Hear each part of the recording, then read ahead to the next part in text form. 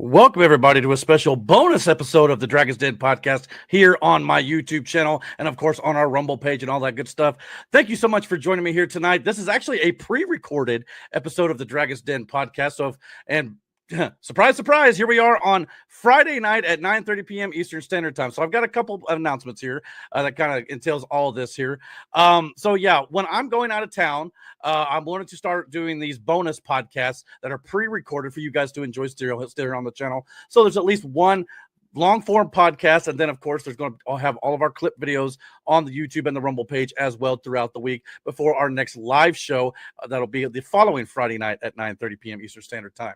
I'm out of town this weekend visiting my family because I have a nephew who's turning 16 years old. So everybody stay off the road, especially if you're in Iowa. But at the same time, having a good time up there, I'm sure at this point. But I wanted to put out a full brand new episode for you guys here on the channel, kind of starting this new thing here I got with the bonus podcasts, and we'll be right back to our regularly scheduled podcast, episode number 62, starting on September 12th, Friday nights at 9:30 p.m. Eastern Standard Time. Like I said, it's kind of nice. Things have turned out to where Brandon and Aaron, our faceless dragon, their work schedules have worked out a little bit differently now. So we will now be able to go back to our old time slot at Friday nights at 9:30 p.m. Eastern Standard Time. So it's kind of a new time slot, but at the same time going back to what we once did before. So that will be going forward on September 12th, next Friday night. Then we'll be back for a new live podcast with all the crew here, Brandon, Miranda, Aaron, Matthew. Hopefully everybody will be back. We'll have a fun time there as well. But before then, I thought, like I said, I'd just do one for just me solo here. And by the way, my name's Eric Hopkins, aka Joe, if you're finding me for the very first time. And if you are, by all means, please click the like, click subscribe. Don't forget to comment and all that sort of good stuff. Follow us on Rumble. Follow us at all of our X accounts here at the bottom of the screen and in the description box below. But I got a lot of stuff to talk to you guys about tonight, and I thought I'd get started and doing all that. We got some pro wrestling. As always, we like to start out the show with that. We also got some movie news as well as some sports and a little bit of gaming news tonight, as well as I've got some news and politics to wrap up the show as well. So without further ado, let's get into it, shall we? And let's start off with the pro wrestling segment. Let's check it out. Here we go.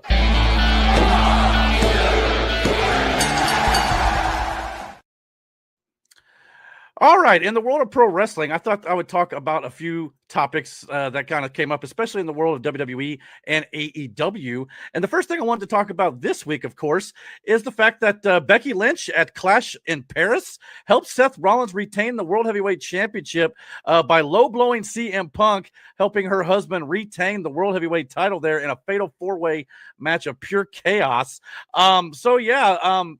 Like I said, this podcast is being recorded on Thursday night. So if this leads to a return on SmackDown, we'll be going over it in depth next week on the show. But of course, with this whole thing going down with Becky Lynch and Seth Rollins costing CM Punk the World Championship yet again, and then this time Becky Lynch joining the Vision on Raw, CM Punk was none too pleased, and of course Becky Lynch got in his face and slapped him multiple times. She beat the crap out of CM Punk right in the face. If you can see here in this picture, his nose is turned like completely sideways. So, at this point, Punk was not going to hit a woman doing the classy thing when it comes to his character, no doubt about it. Now, if this was Randy Orton back in the day, he probably would have dropped her with an RKO right then and there. But that did not end up being the case here. So it appears that they're definitely setting up CM Punk to tag team with somebody in a mixed tag team match against Seth Rollins and Becky Lynch. Now, he's been talking with Rhea Ripley a lot backstage as well. So this very well could be where they're going. But the heavy rumor is that it's going to be, in fact, his wife, AJ Lee, CM Punk's wife, making her return to WWE after a 10-year hiatus to help her husband out against the Vision, potentially coming up at WWE WrestlePalooza on September 20th, 2025 in Indianapolis, Indiana. So like I said, if we get this major return from AJ Lee, which from all reports we are going to be seeing her on SmackDown in Chicago, by the way, which is CM Punk's hometown, is obviously it's where they live. It sounds like, the stars are aligning, as it were, and it's going to help WWE as well when it comes to having a big match to look forward to at WrestlePalooza as well. But if she returns on SmackDown, which will be airing right now when this podcast goes up on the channel, like I said, we will go over it in depth, everything that went down with her return next week on the live podcast on September 12th. So check that out if that indeed does take place. But yeah, I'm looking forward to seeing her return. Been wanting to see AJ Lee return for a long time. You know, you gotta love the crazy ones, right? That's what CM Punk always said. And hopefully we'll actually get to see it this time. I know they've tried many times in the past, have not been able to get her to come back. But all things considered, from what we understand, and this is kind of more of a more recent photograph of her, she is still in kick-ass shape. In fact, maybe even more kick-ass shape than she was when she was a full-time professional wrestler here in the company. So definitely looking forward to seeing AJ Lee come back and maybe putting Becky Lynch on her heels a little bit there as well, kind of flipping the script on Rollins and Lynch there. So could be a lot of fun. Not going to deny that. And if it ends up happening, I'm going to be one-sided fan. But like I said, on SmackDown, if you got tickets to SmackDown in Chicago, sounds like you're in for a treat. It also sounds like it could very well could be John Cena's last SmackDown ever, based on the amount of dates he has left. It could be the final SmackDown he ever does in WWE. So I have to wait and see how that goes with him. But yeah, I mean, it sounds like they may be setting up the WrestlePalooza stuff with John Cena on that show as well. So big night of wrestling when it comes to WWE on September 5th. So yeah, if you're in the building, by all means, have a good time and enjoy yourselves, because it sounds like it's going to be one for the ages, no doubt about it. This week in WWE, we also saw Bronson Reed and Braun Breaker kind of taking it to Jey Uso, obviously coming off that fatal four-way match at Clash in Paris as well. So much so that Jimmy Uso his brother had to come out and make the save at the end of the show, and you could audibly hear Jey Uso say, Us, I can't do it. I can't do it. I need you, Us. So it sounds like they're teasing the potential return of the Uso tag team here against the Visions, Braun Breaker and Bronson Reed at WrestlePalooza. And I'm not going to lie, if that ends up being the case, this is going to be one hell of a match. Now, I don't know how that's going to affect the whole new bloodline storyline they kind of got going over there on SmackDown with Solo Sikoa and Jacob Fatu, and and Jimmy Uso was kind of a big piece of that storyline going on over there. So they may put that on the back burner for the time being to have this reunion here with Jay over on Raw to kind of take care of some family business, as it were, against the Visions, Breaker and Reed. So yeah, this could be a lot of fun, and it's from the sounds of things, they're very much stacking the WrestlePalooza card on September 20th. The matches that appear on the card as of right now is, of course, this tag team match, of course. And then it looks like this is going to be the rest of the card based on the way they're booking it as of right now. Looks like it could be headlined by the Seth, Becky versus CM Punk and AJ Lee, or potentially Rhea Ripley match. So that's something to look forward to, and seeing if that's end up going to be something that they end up changing. But we'll have to wait and see if they do the AJ Lee thing. But like I said, I'm about 99.9% sure she's showing up. It looks like it's also going to be headlined by Cena versus Brock Lesnar. So yeah, that match that they teased coming out of SummerSlam could be something that they finally tie in here at WrestlePalooza in Indianapolis, or maybe they save that till Survivor Series. We don't know. We've not seen Brock Lesnar since that event at SummerSlam where he F5 John Cena, so we'll have to wait and see if they kind of do something on SmackDown with that as well. Also, we're going to have potentially Cody Rhodes versus Drew McIntyre for the WWE Championship. Obviously, Cody Rhodes is currently filming Street Fighter right now with Roman Reigns, so we'll have to wait and see if they do that one at WrestlePalooza, if they end up pushing it off. Maybe the main event match is the mixed tag, and if that's the case, it's still a good main event to put on that show, no doubt about it. But we do know for a fact that the vacant Women's World Championship will be determined between Stephanie Vaquer and Io Sky, who is going to, obviously this match is going to be taking place to kind of fill in the gap for the pregnant Naomi, who had to vacate the title. So we'll finally get to see who's going to kind of take over the reins of the women's championship over there on Monday Night Raw as well. So all things considered, I think that WrestlePalooza is looking to be a very, very good card to go up head-to-head against AEW All Out on September 20th, which we're going to talk about in just a little bit in the AEW segment. So look forward to that. All right, in the world of WWE and kind of acting news a little bit too, I wanted to talk about something else here as well.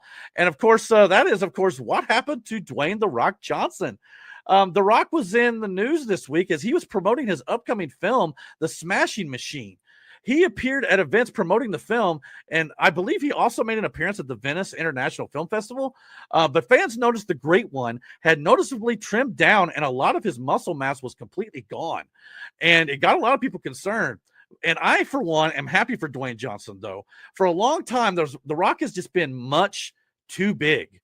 I mean, it's not natural to have. I mean, look at these quads. I mean, holy crap. Like, it just doesn't seem natural. And that's what a lot of people have been speculating here. I get wanting to beef up for wrestling and for some blockbuster movie role, but many people with the memory of a goldfish must have just forgotten what The Rock looked like at the peak of his wrestling career. He wasn't nearly as big as he'd become in recent memory after he went to Hollywood. And now that Dwayne Johnson is 53 years old, I think that he looks far more healthy now, like he did back in his youth. And to be honest, I know it concerns a lot of people when he dropped, drastic weight that fast, but this is actually a healthy weight for Dwayne "The Rock" Johnson. Just not completely bulked up with a boatload of muscles, And I just think people forget that he was more slim and trim during his wrestling career. I mean, Guardians of the Galaxy star Dave Bautista also recently did the same thing following his role as Drax the Destroyer. So naturally, the question became whether or not this is a result of laying off the steroids. I mean, and I know Rock has claimed he doesn't take steroids, but I mean, come on, come on, Dwayne. Let's just be honest here. It's extremely hard to get as big as Rock became without them, regardless of whether he was spending 6 hours a day in the gym or not. It's just not natural. But I think it's safe to say he was likely using. But I think this is much better for his long-term health and for his family as he gets older. I mean, he's got little girls that he's got to think about when it comes to, getting older in life. He wants to be around for them, so I'm sure carrying all that extra weight is not healthy for you. So I think that's probably what it's for. It's probably for a movie role or something like that too, but it's just healthier for him. I would much rather see him around for a long time for his daughters than I would rather hear about another heart attack coming from yet another middle-aged former pro wrestler who had a history of steroid use. Because, as a pro wrestling fan, obviously you've heard stories for years and years and years about how these pro wrestlers die very, very young because of their steroid use. And it's not as something that, a lot of wrestlers use as much these days, the steroids. But back in the day, wrestlers were dropping, dead left and right just because of their usage of it. And I'm sure there's other factors as well, painkillers and stuff like that, but steroids definitely contributed to it. So I'm glad to see that Rock is actually, choosing a more healthier path here for his life. But this story of him being skinny kind of came along with, there's a story that dropped that The Rock confirmed that he will be focusing his future on making movies and might not ever step into the wrestling ring ever again. So that would mean no more final boss character. But I'm going to say this. I want to ask this question, though. What's the change here, though, in that regard? This news story that he may never go back to pro wrestling. Rock has wrestled a grand total of 3 matches since 2013. 12 years ago was his last full singles match against John Cena at WrestleMania 29. He did wrestle a brief match at WrestleMania 32 versus Eric Rowan that lasted mere seconds, and then had a tag team match at WrestleMania 40 where he pinned the incoming champion Cody Rhodes. So yeah, he's had a few matches, but for the last 12 years, he's basically not wrestled anything at all. He's shown up for appearances here and there, made fun of some people, got the crowd going, that sort of thing. But Dwayne has already been focusing on movies for the past 12 years. And when he did come back to pro wrestling, he teased a feud with Cody Rhodes following WrestleMania 40 that he never paid off heading into WrestleMania 4 this past April or so, rendering John Cena's heel turn absolutely completely useless. Because remember, Rock was front and center when Cena turned heel on Cody Rhodes by low blowing him and selling his soul to The Rock, as it were. And then The Rock and Cena have never addressed it. Rock's not been on television once since, and that's been months ago at this point. Rock refused to work WrestleMania despite being a huge part of the main event storyline. That, in my opinion, personally, it ruined WrestleMania 41. And then Travis Scott showing up in the main event, that's another story. Not to mention the whole tease of Rock versus Roman Reigns that never came to fruition, which I was hoping would maybe come this year or maybe WrestleMania 42. Wrestling at this point, it feels like, has simply moved past Dwayne Johnson or The Rock, and it just doesn't need him at this point, despite him being on WWE's board of directors. So I just don't see the big, hubbub about this whole thing. Yes, it's sad that part of my childhood will not maybe be returning to the wrestling ring ever again. He's on the board of directors, so never say never. He could kind of pop up and do his thing whenever he wants to, kind of like he always does. But at the same time, I'm hoping that maybe The Rock just kind of stays away if that's all we're going to be doing. In that regard, I think it would probably be best for the wrestling business. And, it's like Triple H and even Rock has said before, what's best for business is what you need to do. And maybe what's best for business is The Rock just to stay away from professional wrestling. But, yeah. But what do you guys think? Do you think The Rock probably should stay away from pro wrestling, or would you like to see him still return, maybe do some more wrestling matches at his age of 53, which the tag match he was in at WrestleMania 40, he didn't look great in. Obviously, a tag match, you kind of, hide his faults a little bit there with his age, but a singles match, a little bit more difficult to do. So it almost sounds like right now, Roman Reigns versus Rock just may never happen, may go down among the dream matches like, Austin and Hogan that we never got, Bret Hart and Kurt Angle, things like that. We never, ever got a chance to see, Undertaker and Sting. Rock and Roman Reigns may just very well go down in history as another one of those matches, unfortunately. So, yeah. All right. With that being said, guys, let's move into our next topic here. And that is, of course, coming to us from the world of AEW. And I thought we'd go over that real quick here. While we're doing that, I'm going to switch over and I'm going to take a drink of water real quick, if you don't mind. All right. Got to stay hydrated, ladies and gentlemen, especially in this summer air. You know what I mean? All right. So in the world of AEW, we had a big announcement from AEW this week, as a matter of fact. AEW pay-per-views will begin streaming on Max, beginning with AEW All Out on September 20th. However, you will still have to pay $40 to watch the show. That is, of course, though, $10 less than you would pay on other normal pay-per-view platforms. But with the Max subscription, it pretty much costs you the same as it did before, because Max is what, around $10, $14, something like that. So you're paying a discount price for the pay-per-view, but you're still paying like $50, $55 overall. So it's the same as you pay on a pay-per-view platform for sure. But with the Max subscription, it pretty much costs you the same. But I would obviously prefer if they did what WWE did a lot of the years on Peacock, and you get these events free with your subscription. And I'm hopefully AEW can eventually do that. But I also understand it because AEW is still a very young company that needs to make money to survive. WWE kind of, has these great billion-dollar contracts and stuff like that. And while AEW, I think, is doing okay, they still need to get that extra little bit of revenue when they can. So right now, I'm not too upset about it.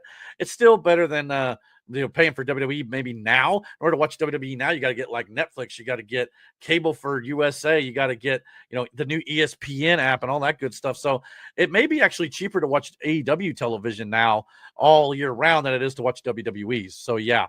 But there you go. Another streaming option to catch AEW pay-per-views on.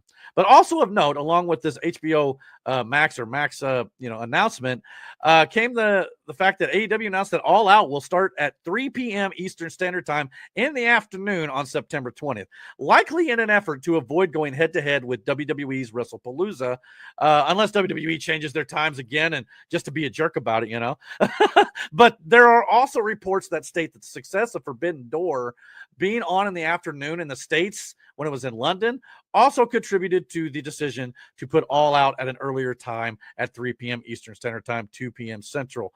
So, yeah, I mean, in that regard, it makes some sense. If they got some good pay-per-view buy rights being it was on in the afternoon, I totally understand the decision. Now, obviously, it's going to make it look like AEW is trying to avoid WWE, and I guarantee you that's probably what they're trying to do.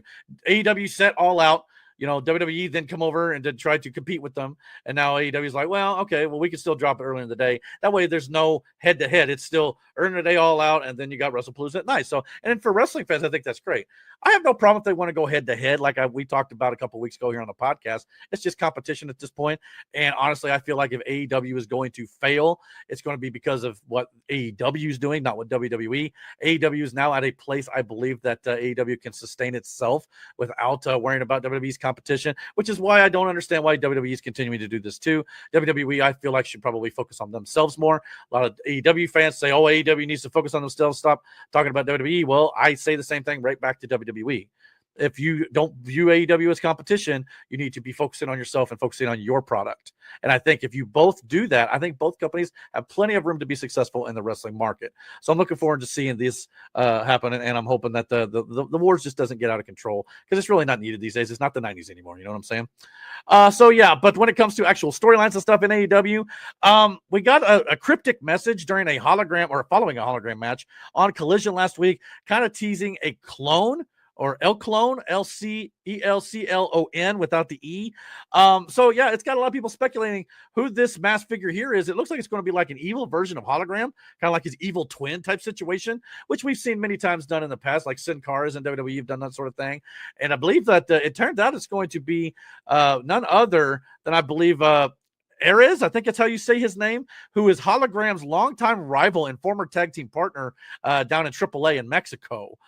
So yeah, he's also known as the King of Strange Style, which obviously Shinsuke Nakamura is known as the King of Strong Style and New Japan Pro Wrestling and WWE. The King of Strange Style, though, looks like he is coming to AEW potentially to continue his long rivaled feud with the Hologram here. And of course, he's had a few different looks here, as he is here with the face paint on, and I believe that's Hologram there on the left. When he was known as a different name in AAA, I think he was known as Aramis. Is that what his name was? Aramis and Ares in AAA Mexico. So yeah, but this is kind of another look at El Clone, the King of Strange Style, which you can see where the strange parts come from here. But I think this could add a whole different level of the character to like a hologram evil clone. So yeah, I'm not gonna lie, I don't know much about this wrestler or the backstories between him and Hologram, but I'm definitely looking forward to kind of maybe seeing them doing something a little different with Hologram. They've got him on this, unbeaten streak, but I like to see them kind of like throw a little wrinkle in there and kind of give some competition to Hologram that maybe he didn't quite see coming now that he got out of the Mexico days and came up to AEW. So yeah, I'm looking forward to seeing it. And of course, CMLL and everybody's still involved with AEW stuff too. So, but yeah, I mean, I can't wait to see this debut here, and hopefully it'll be a lot of fun. Also, we got the return of Riho this week, the former AEW Women's World Champion. She kind of got involved at the end of a Mercedes Moné match, kind of looked at her TNT Championship and looked like she wanted to maybe take that title from Mercedes Moné. Remember, Riho once beat Nyla Rose as well for the AEW Women's World Championship. So she's a worthy competitor for Mercedes Moné, and this is a fresh matchup. Now, do I think Riho is going to take the TBS Championship for Mercedes Moné at AEW All Out in Toronto? Probably not. It sounds to me like Mercedes Moné is probably going to be the TBS champion probably until, she's like 10 belts Moné or something like that. And then maybe she starts dropping some of these titles I've never heard of. But these titles are getting recognition on a bigger stage. So in that regard, it's doing these titles and these companies so it's giving them some exposure with Mercedes Moné. So we'll have to wait and see how it goes. But I expect a fun match with Riho and Mercedes. Both ladies are very talented. I think it could be a lot of fun at All Out, which will go very well with the FTR versus CNC, Cage, and Cope on that show as well. So that's two matches, and we're about to talk about a third that was added to AEW All Out, and that's, of course, the Hurt Syndicate, and they'll be facing Ricochet and Guerrillas of Destiny, or Gates of Agony. I'm sorry, Gorilla, that's a totally different thing. But Gates of Agony at All Out. So the trios match between these two teams. Now, interestingly enough, it appears it's going to be MVP teaming up with Bobby Lashley and Shelton Benjamin against Ricochet and the Gates of Agony. So I kind of speculated last week here on the channel that maybe we would finally see Cedric Alexander, the former Hurt Business wrestler from WWE who was with Bobby and Shelton over there with MVP managing. Maybe he would step in as the third guy here for the Hurt Syndicate. But as of right now, it's MVP. But who knows? Maybe we get to AEW All Out, and maybe we'll actually see Shelton or Cedric Alexander as well join the group that has been long rumored. So we'll have to wait and see how that goes. But yeah, I think this could be a lot of fun, a fun 6-man tag. And both of these teams, in my opinion, could challenge for the AEW Trios Championships as well against the Ops. So I'd love to watch that. That'd be a fight. Throw all 9 guys in the ring just to make it a 3-way match between all these 3-man teams. So that could be a lot of fun as well. So I'm looking forward to maybe seeing some of that and finding out some more of this card on AEW All Out. The last thing I wanted to talk about, of course, on Dynamite, we had a face-to-face of Mark Briscoe and Konosuke Takeshita, where it was revealed that it was kind of piggybacking off of our conversation last week, where we talked about who would be the next top babyface in AEW to step up in the face of all these injuries to like Kenny Omega, Will Ospreay, and Swerve Strickland and Adam Cole. And we talked about Mark Briscoe and Konosuke Takeshita both, along with Kyle Fletcher and a slew of others, including Orange Cassidy. But Mark Briscoe, it was announced that if he wants to face TNT champion Kyle Fletcher, he has to get by Konosuke Takeshita. So that match will officially be happening on AEW Collision this Saturday night on September 6th. So yeah, if he wins, he gets a TNT championship match against Kyle Fletcher. So, and I'm not gonna lie, this could be a fun match. And like I said last week, they've really been pushing Mark Briscoe as a top babyface in AEW. I didn't personally consider it because I kind of always view him just as his tag team guy. But for the most part, I think it could very well work for him being a top singles star. And I'd love to see him maybe win the AEW World Championship one day. He was the Ring of Honor World Champion not too long ago. And of course, Konosuke Takeshita just won the G1 Climax tournament in New Japan. So I think it makes a lot of sense to kind of continue to build Mark Briscoe up. I'll be interested to see how they book the finish of this match. You don't want to, of course, Takeshita can take a loss if he needs to, but Mark definitely needs to get this win, I think, to further the storyline. Or we'll have to see how it goes. Maybe somebody else gets involved and maybe ends up being a tag against Fletcher and Konosuke down the line. I don't know what they're going to be doing. But sounds like they're, again, kind of cooking something here for AEW All Out on September 20th. September 20th looks like it's going to be a big, fun weekend for professional wrestling. Whether you're a fan of AEW or you're a fan of WWE, I think it's going to be a lot of fun to watch WrestlePalooza and All Out on the same day. So I always just say, just love pro wrestling. Just watch pro wrestling. No need to be tribalistic about it if you ask me. So I can't wait to see it. So let's check that out. All right, guys. Well, that'll do it for the world of pro wrestling. Let's move into the world of movies here. I've got some movie stuff I want to talk about. So let's check it out. Here we go.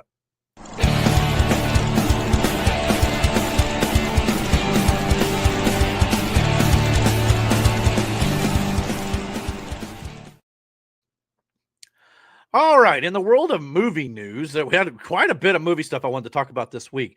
First thing I wanted to talk about was we had a new movie trailer that came out in the world of the MCU and Marvel Studios, and that is, of course, for Marvel Zombies. Marvel Zombies will be coming to Disney Plus on September 24th, a few weeks before Halloween, and this is kind of a spin-off from some episodes they did of What If. I believe it was season 1, and they kind of had this like motif of like, what if some of our superheroes had died and become zombies? So they kind of tying into the Halloween theme here coming up in October in that time frame. They decided to release this it's like a 4-episode miniseries of Marvel Zombies. So let's check out this movie trailer real quick, and I'll let you know what I think about it. Here we go.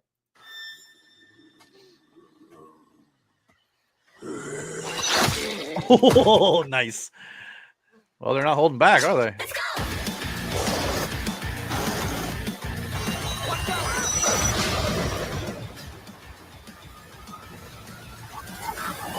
Oh, wow. That's outstanding. All the Avengers are dead. And they're coming for us. All right, we got a world to save. Wow. Same animation style as What If, too, looks like. Need more.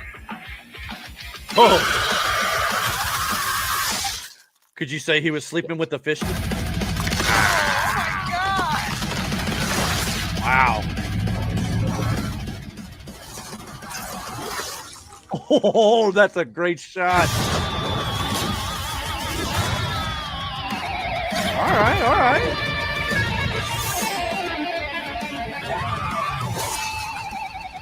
Wow. Is that Blade dressed as Moon Knight? Ooh. Oh, cool, dude. Whoa. That's how you do that then. Wow. All right, all right. Oh, wow, it's got all the... It's cool, even a nice jump scare at the end there. So, yeah, not gonna lie to you, I've not seen all of What If. I saw season 1 and most of, maybe if not all of season 2 of What If, but I never stopped to check out What If season 3 yet. I need to do that. Let's see if I can make this a little bit bigger. But yeah, I never did stop to see What If season 3 yet. So I'm looking forward to seeing that, as well as catching up with this as well. This looks gory as hell, and it looks like a lot of fun. I'm not gonna lie to you. The music really sold me on this as well. So yeah, I'm just kind of curious what they're going to do with this storyline wise. Could just be a nice little side thing. Obviously, it's kind of like in What If, an alternate universe type thing. So what if all the Avengers became zombies and stuff like that? So that could be a lot of fun just to kind of play with that multiverse dynamic, since we're still in the multiverse saga. So yeah, I think this could be a lot of fun. I'm looking forward to seeing what kind of craziness they come up with. Obviously, the animation is outstanding. I like how Marvel Studios has actually done a few different animation styles when it comes to like Your Friendly Neighborhood Spider-Man or Wakanda, that one series they did for Wakanda. And of course, this here, I want to say there might have even been another one in there as well. But anyway, but yeah, I think keeping this consistent with What If's animation style makes a lot of sense since it did spin off from that show. But yeah, anytime you got some cool zombie stuff in here, I got a big World War Z vibe with it because we obviously had running zombies in this too. So anytime you can mix a zombie horror type thing with superhero superpowers and stuff like that, I'm definitely down on board for it. So what did you guys think about it though? Comment below in the chat and let me know what you guys think. But I think it's going to be a lot of fun, no doubt about that. All right, so the next thing I want to talk about in the world of movie news is, of course, we got a big movie announcement this week. And of course, I'm talking about the next installment in the DCU from James Gunn and everybody over there at Warner Brothers. James Gunn just out of the blue, seemingly, just dropped this little nugget on his social media and said, Man of Tomorrow, releasing July 9th, 2027. That was the tweet. End of story. So we knew that DC had put out a untitled release date for one of their upcoming untitled films in, I believe it was June 18th, 2027. Well, apparently it got pushed back about a month, but at the same time, that we're now getting a Superman sequel to 2025 Superman with David Cornsweet and Nicholas Hoult. So we're getting that movie less than 2 years after the Superman movie we just got. That's outstanding, fast-paced speed right there when it comes to writing, production, the whole spiel, filming, post-production. That's insane. So it's like after he got done with Superman 1, James Gunn was already deep in the writing process on Man of Tomorrow, the sequel. And of course, James Gunn has written a lot of Peacemaker season, actually all of Peacemaker season 2. I don't think he directed any of it yet, but if he's going to direct any at all. But at the same time, the amount of work that James Gunn is putting in is unreal, ladies and gentlemen. This is a lot of the concept art that James Gunn released alongside with the announcement. So we're clearly getting Superman versus Lex Luthor round 2, and it looks like this time Lex Luthor's gonna be like, all right, I can't rely on the Hammer of Baravia or Ultraman or whatever you want to call him. No spoilers here. So he's going to do it himself. He's going to get this suit of armor and he's going to do it himself. Also, we talked about a few weeks ago that they were showing some behind the scenes stuff of the first Superman film. And there was like a sketch drawing of Superman, Supergirl, Krypto. And in the corner there, it looked like a sketch drawing of Brainiac. So we could be seeing Lex Luthor and Superman fight one another here. But at the same time, Superman may need to recruit Lex Luthor's help to stop somebody like Brainiac. And of course, Lex Luthor has a huge, big brain, brain over brawn, so he might recruit him to kind of help him to understand what Brainiac's trying to do. I don't know. We'll have to wait and see how that goes. So it could be kind of like one of those situations where, the enemy of my enemy is my friend type situation. And he has to go recruit him to kind of help him stop something even more of a threat than Lex Luthor. But yeah, either way, I think everybody's been wanting to see Lex Luthor in the mech suit for a long, long time on the big screen. We really never have gotten that to this point. So that's something new that we could be checking out here with Nicholas Hoult as well. So I'm definitely looking forward to that. I like how they got Superman here holding a little screwdriver in case he needs to kind of go in there and help him out with the tune-ups there on the thing. But we also got Isabella Merced. She teased that she will be returning as Hawk Girl as well for Man of Tomorrow. She wrote on her social media that she'll see us soon with this retweet of the picture James Gunn put out as well. So we'll be seeing more Hawk Girl as well. And I believe it was already confirmed that his Superman sequel already have a lot of these characters we already know, like, Guy Gardner's Green Lantern, probably Mr. Terrific Superman. Maybe Peacemaker will get thrown in there. We'll get more of the Green Lanterns after Lanterns comes out next spring. And of course, Supergirl coming out next summer in June of 2026. So yeah, DC is starting to shape up very well. And this is just the next 2 years on the DCU side of things. We got Lanterns, Supergirl, and Clayface next year. And then in 2027, there's supposedly an untitled TV series set to come out, Man of Tomorrow. And this doesn't even include the Batman Part 2. The Batman Part 2 is still also scheduled, set apart from the DCU, but it's scheduled for October 1st, 2027. So as of right now, this is the comic book superhero movies already confirmed for 2027. And there's no filler here, guys. This is all blockbuster, blockbuster, blockbuster, blockbuster. The third installment of the Miles Morales Spider-Verse trilogy, Beyond the Spider-Verse, Superman Man of Tomorrow, the Batman Part 2 in October, and Avengers Secret Wars in December, wrapping up the multiverse saga, as it were. And not to mention this, too. Marvel Studios has an untitled movie set for release. I believe it's in May or March of that year. Either way, they've got another movie set to come out in 2027 in between Doomsday and Secret Wars. So that movie's not even been announced yet, but we know that there's a release date set aside for them as well. So 2027 is going to be incredible, guys. 2027, just off the top of my head, 2026 is going to be pretty good. But some of those movies got pushed back to 2027. And if all those release dates hold, which rarely happens, some of these movies are going to move around and whatnot. But we've got a Spider-Man movie, a Superman movie, a Batman movie, an Avengers movie, an untitled MCU movie. We've also got a Star Wars movie with Starfighter. We've got Lord of the Rings with The Hunt for Gollum coming out that year. We've got the finale of the Fast and Furious franchise. I believe Shrek 5 is also that year. We've got a Frozen movie coming out, Frozen 3. We've got all sorts of different movies coming out that year. Zelda, a live-action Zelda movie is coming out that year. It's going to be an outstanding year at the movie theater in the cinema. So if they can hold on to the quality, I think that the world of movies is actually on the uptick. If we can kind of get through the rest of 2025 and 2026 is, there's probably, good 10 movies I'd like to go see. But then in 2027, if everything holds, we're looking at like 18 movies I'm dying to go see in theaters. So, yeah, there's a lot of good stuff coming down the line here, and I can't wait to see what they end up doing with all of that. No doubt about it. Oh, and for those of you who may have saw this graphic here that says Superman Man of Tomorrow, it has also been officially confirmed technically. We want to get technical here. So, the next Superman film that directed by James Gunn, he was asked if it is just titled Man of Tomorrow or is it titled Superman Man of Tomorrow? And James Gunn responded, Man of Tomorrow, just that. So it is not Superman and a subtitle. It's just Man of Tomorrow. So, yeah, Man of Tomorrow comes your way in just a little less than 2 years' time. Absolutely unbelievable. Absolutely. That's great. All right, so the next thing in the world of movie news I wanted to talk about here tonight is we got an official casting for a television series coming to Amazon Prime. And that is, of course, we have the official announcement that Sophie Turner from Game of Thrones and the X-Men First Class series, even though it was not the First Class film, it was like Apocalypse and Dark Phoenix.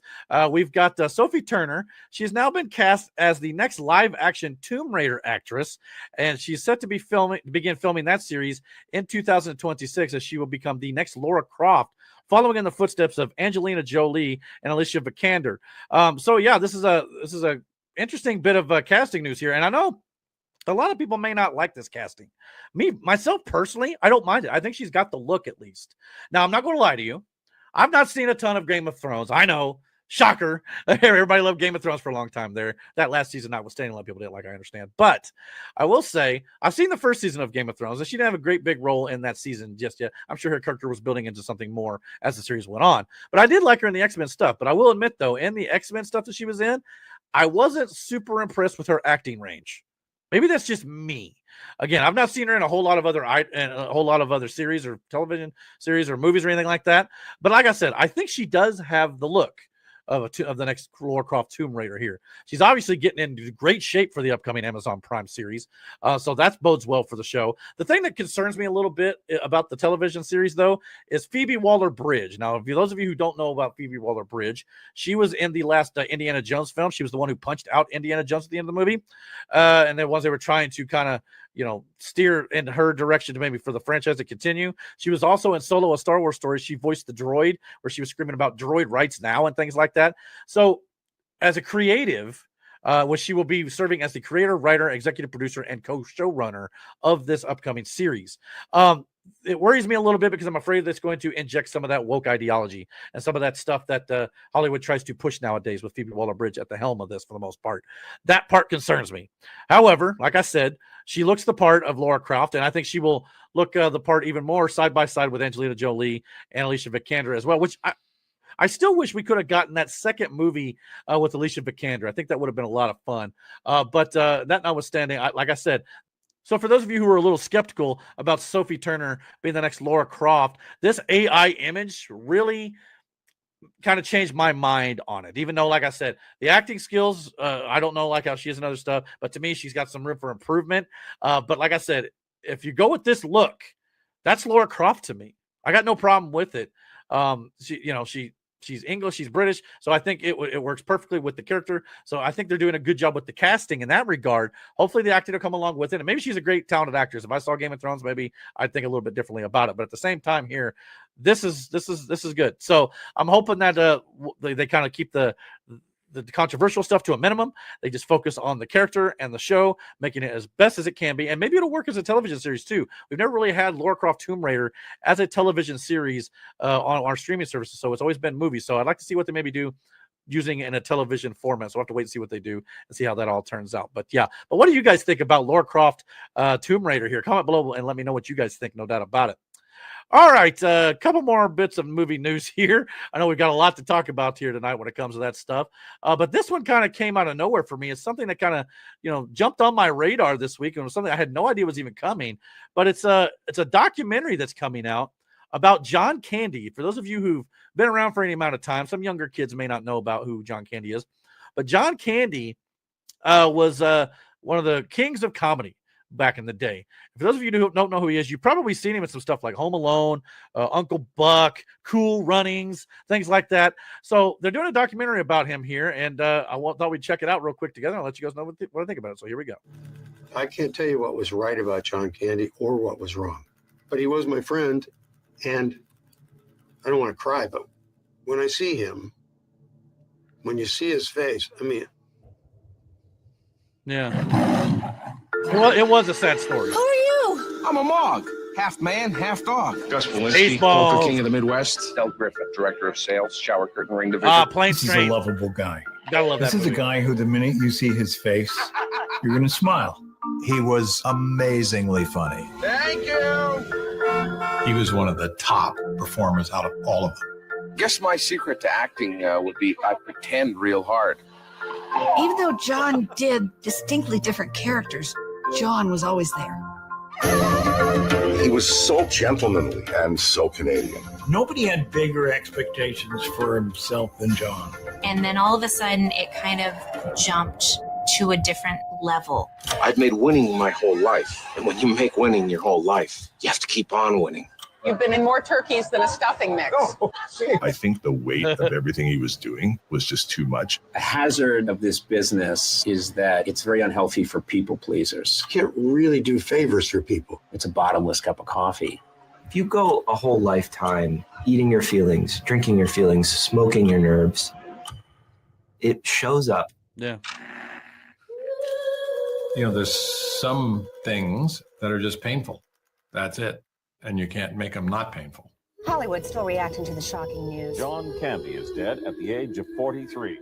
But it's the face you put on the world that defines who you are. He lived his life very much like the movies. He was the child that made everyone happy. And he was the adult that did that. I remember John caring when not a lot of people did. Every time you go away, This is no meager life we reflect on today. you take a piece of This is as full a life as any human can live. Hi, Daddy. Hi, Jennifer. How you doing? Magnificent of visage, eyes and frame, a titan of a gentle, golden man. Well, you think what you want about me. I'm not changing. I like me. That's a perfect title for this documentary. Yeah.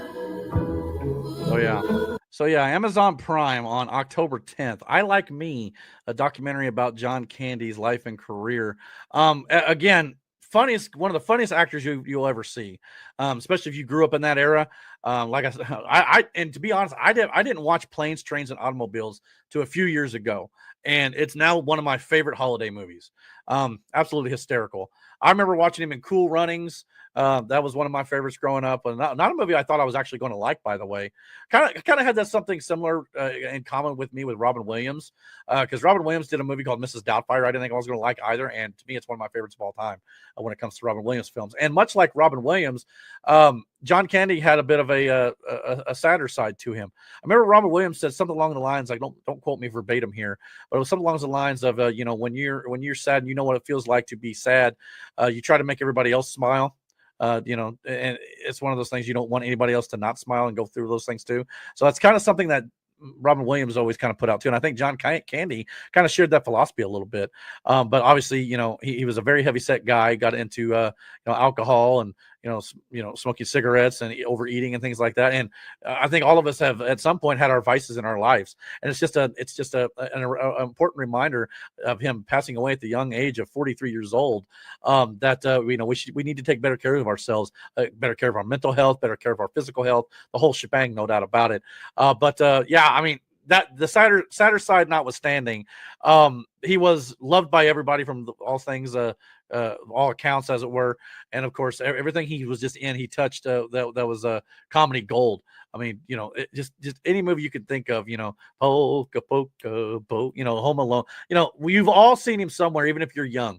But for those of us who were, around during the time where he was at his apex of his career, and even I came around a little bit, almost even after a little bit his apex there for sure. He died in 94. I was only like 12 years old at the time, which is crazy to think about. He's been gone now 31 years. But I'm just, every now and then I'll see a trailer for a documentary, and I just got to go, you know what? I got to check that out. And this one definitely, check that box for me. So I'm definitely going to look forward to checking out and remembering a comedy legend that is John Candy. So I hope everybody else will check him out as well on October 10th on Amazon Prime. All right. The last thing I wanted to talk about in the world of movies before we get into the rapid fire movie news segment is, of course, we had yet one more trailer for a film coming out this year that has not been pushed back, unlike the Mortal Kombat film that was supposed to come out around the same time as it. And that is, of course, Tron Ares. Apparently, they released a new trailer for that movie since tickets are now available. So let's check it out real quick, and I'll let you guys know what I think about it. So here we go. I have created mankind's most advanced artificial intelligence. He's lightning fast, biblically strong, the world's most dangerous weapon. Can think for itself. You think you're in control of this? You're not. I came here from the digital world. I'm looking for something. I gotta admit, these movies look outstanding. So, you've been spying on me. I was directed to kill you. Hacking seems pretty tame by comparison.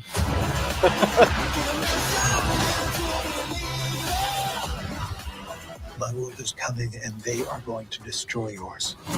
Coming into the real world. Oh my God, there's hundreds of them.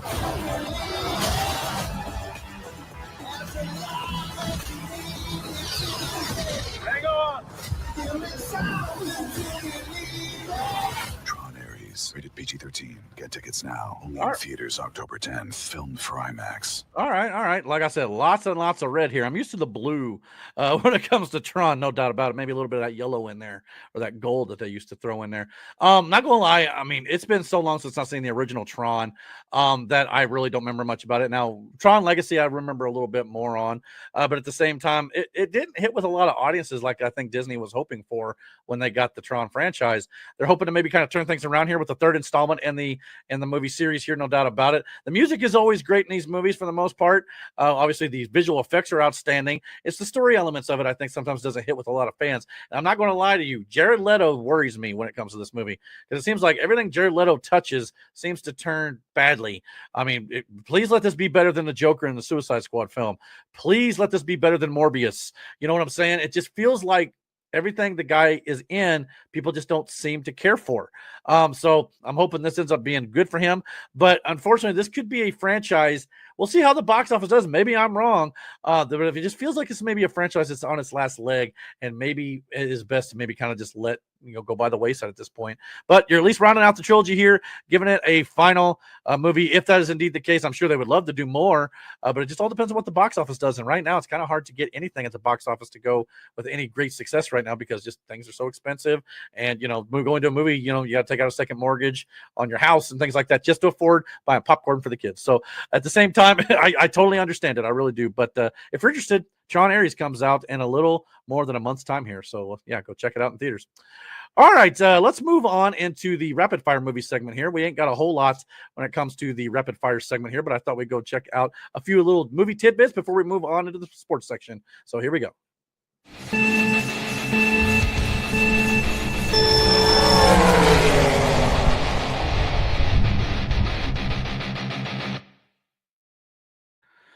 Okay, so we got a few bits of movie news here I thought we'd get into. And of course, I'm talking about Harry Potter. Yes, Harry Potter was getting a new television series coming to Max, I believe in 2027. The first 2 seasons, I believe, are filming back to back, and they're on the shorter end. I think it's going to be like 6 or 8 episodes, I think, because the 2 books are shorter in the series. But we've been getting some casting notes for the Harry Potter series, and apparently we now know that Warwick Davis will be returning as Professor Phileas Flitwick in HBO's new Harry Potter reboot series. So he'll be returning to the series that'll be coming to Max here in 2027. So yeah, it's just interesting that we're getting an actor who played the character before in the movies now. It's leading a lot of people to kind of think, well, what's the point here for doing Harry Potter on a TV series now, since you've done it in movies? And just, I know it's been like 15 years since the last film and things like that, or something around that nature. So people are just kind of wondering. It even had one of the Harry Potter original directors, Chris Columbus, come out and say, well, what is the point here? Kind of like, we just everybody's coming out, all the actors look the same. They're coming out looking in the same costumes we wore, things like that. So it's just really got people wondering, like, I mean, here's a good, this is kind of an AI generated thing here, but yeah, I mean, look at this cast looks pretty much identical to the one we had way back in the day, So, and outside of the Severus Snape thing there, but it notwithstanding, but yeah, that was an interesting casting choice for me too, because like literally there is a portion in the book where they are, bullying Severus Snape as a child and they hang him from a tree. Obviously, they're going to have to cut that out. So it's just an interesting casting choice there. Now, the guy who's playing Snape may be absolutely outstanding. I'll give him all that credit in the world. He may be an outstanding actor. But some of the choices they made in regards to that was pretty interesting. But overall, I like the concept of Harry Potter as a television series because you can kind of delve into the series a little bit more than you did during the movies, because obviously during a movie, you only got 2 hours of time to tell the in-depth stories in the entire novels. But at the same time, maybe a television series, you can kind of dive deeper into that stuff that you had to cut out for the film's sake. But when you get Warwick Davis coming back as Professor, he already played in the movies. It's like, are we recasting everything or not? Or maybe they just thought he just did such an excellent job, and and they just wanted to bring him back, and that's perfectly fine too, I guess. But it'd be interesting to kind of see what they end up doing with that. But yeah, it's going to have some fans kind of going, well, okay, do we really need this type situation? But yeah, we'll have to see how that goes. Will Smith has also signed a first-look movie deal with Paramount to star in major theatrical movies based on IP owned by Paramount. His production company will also develop original major films for the studio. So yeah, this is basically, he signs up with Paramount. So if they have an idea and they pitch it to him, they want him to be in their films first before he goes and works in other companies, basically, so to speak. So yeah, we'll be seeing more of Will Smith in Paramount films moving forward from the sounds of things. We also got the new Office series spinoff show, The Paper, which just debuted on Peacock tonight, which was filmed this on Thursday night. So yeah, we've now got the season 2 as the show has already been renewed even before the first episode aired. So that's kind of interesting right there. There's a lot of fans kind of look at this like there's only one Office, and that's the Office with Steve Carell and John Krasinski and all the cast there. Even though this show does have Oscar in it from the original Office show here, as you can see him here on the right there. Obviously, looks like he's kind of going through it yet again, like he did the first time around. But yeah, I'm just kind of curious to see how this goes and if it will actually warrant a second season. Obviously, the studio believes in it enough to give him another year, so they've definitely done that already. So there you go. And last but not least, in the world of movie news, like I mentioned a little bit earlier on in the podcast, Cody Rhodes and Roman Reigns are off filming the new Street Fighter film, and we now have our official first looks at the title card here, and of course like a movie poster, which is basically just like the exact design of the video game with all the cast members here on the bottom, which I thought was really cool, and with the player select menu there. So yeah, you can kind of scroll through and like see all the characters with their actors and stuff like that, kind of in a video game set form and their location where the characters are from. So yeah, it's really kind of cool to see that sort of stuff like that. We got the Chun-Li and we got Ryu, and of course Cody Rhodes as Guile, which I cannot wait wait to see Cody Rhodes rocking that flat top. We've talked about here on the channel a few times too. So yeah, and of course there's plenty other, which I didn't even hear that they cast Dalzim. So that's good to see that he's actually in the movie in the movie, if you pronounce that right. So yeah, they also got E Honda in here now. So they've expanded the cast a little bit more since the last time that I've seen the casting update. So that's even great too. So yeah, is that? No, that's not the same guy as the guy in Mortal Kombat. But anyway, Roman Reigns is Akuma as well. So I'm looking forward to see where all this goes. So definitely looking forward to Street Fighter. I think that movie comes out in 2026, if I'm not mistaken. So yeah, that movie's right around the corner. Yeah, October 2026. So yeah, so about a year's time, this movie will be in our movie theaters and stuff too. So hopefully it'll be as fun as some of the Mortal Kombat movies have been. That old Street Fighter movie with Jean-Claude Van Damme was not the greatest in the world, but at the same time, I mean, for an early 90s movie, what do you expect? It was Jean-Claude Van Damme. So I'm looking forward to seeing what they do. And hopefully have a lot of good fight sequences and stuff like that as well. I'm a big I used to play these games a lot when I was a young kid, playing like on the Super Nintendo and the Sega Genesis and stuff like that with Mortal Kombat. So definitely looking forward to see when that goes as well. All right, let's move into the next topic here, and that is, of course, our sports segment here. Let's check that out real quick as we're going to talk a little bit about the NFL, who officially started their season tonight. Like I said, I'm filming this on Thursday, so a little bit behind, but we're going to talk about all the Week 1 games. So let's check that out. Here we go.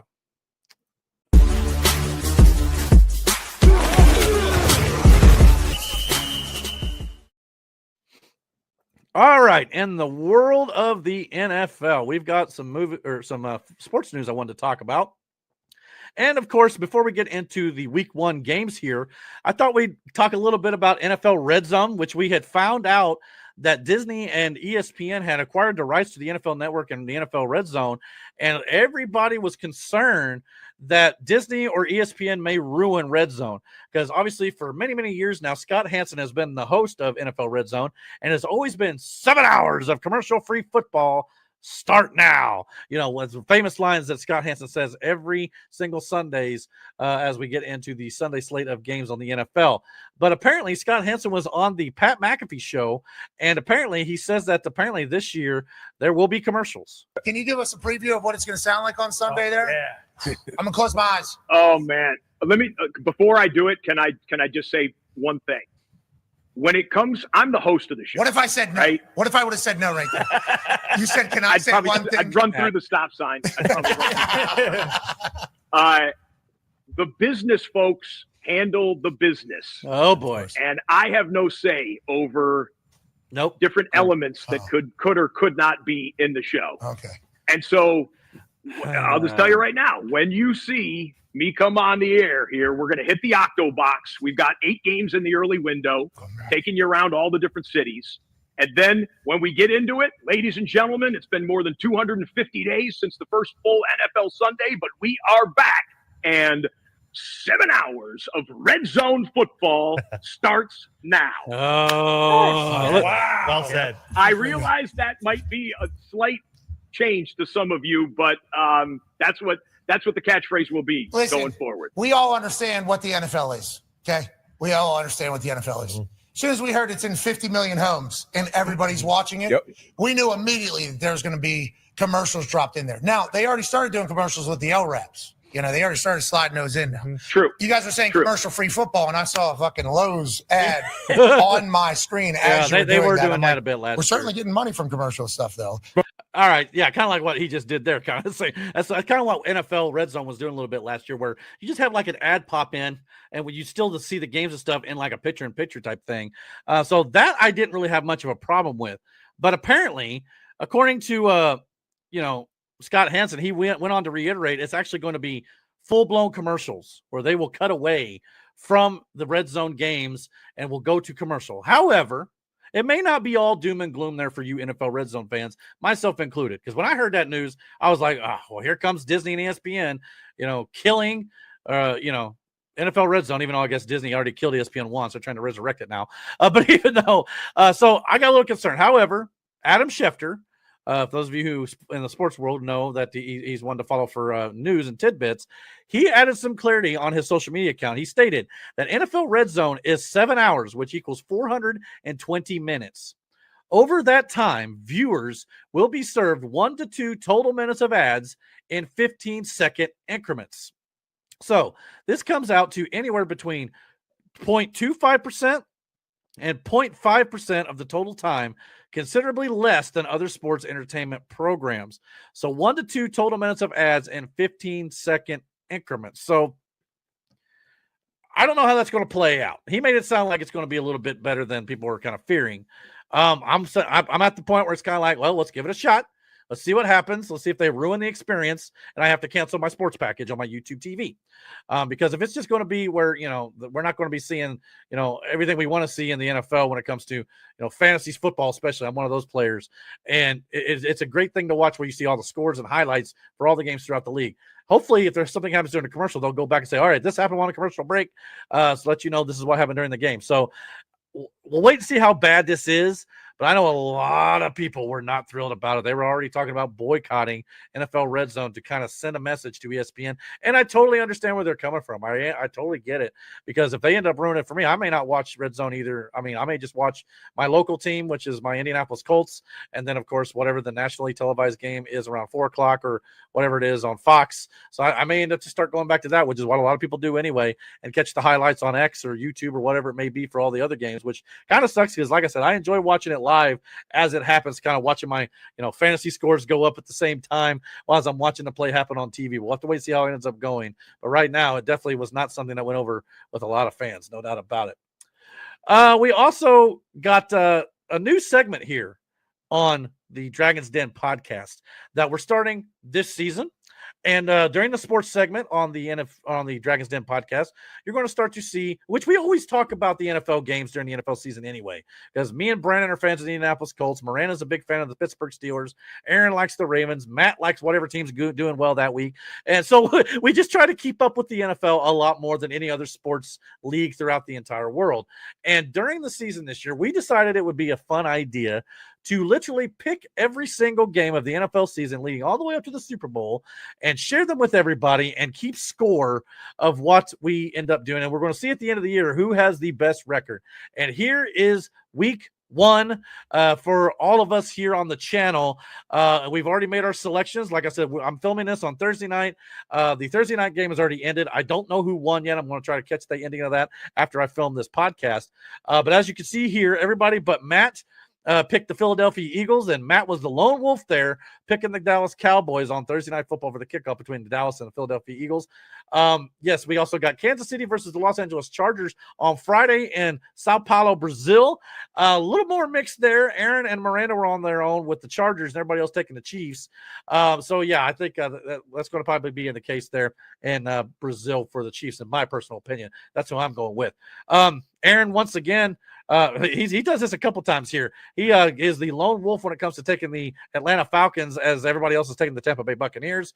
My buddy Dan Horton, the firefighter who you've seen him maybe here on some early podcasts, he is taking the Cleveland Browns over the Bengals. Everybody else is taking the Cincinnati Bengals. Me and Dan are taking the Colts. I cannot. Look, I understand the Colts have not won a week 1 game in like a decade. We've talked about it ad nauseum here on the channel. But at the same time, they're my team. I'm going to root for them to come out, get off the schneid, so to speak, and actually get that week 1 game here. And, of course, my compatriots here on the channel obviously being a little smarter about it, and they're taking the Miami Dolphins.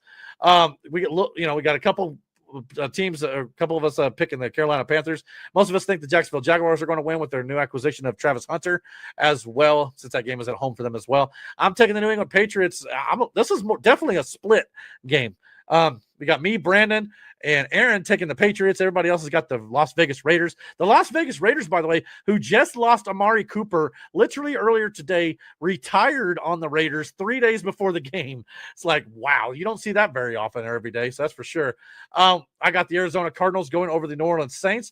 Strikingly enough, the New Orleans Saints got picked by 4 people in our pool here. I thought for sure most people would be like, well, the Saints are not going to do anything this year, especially with Spencer Rattler at the quarterback position. But never say never. We'll have to wait and see how that ends up going. No doubt about it.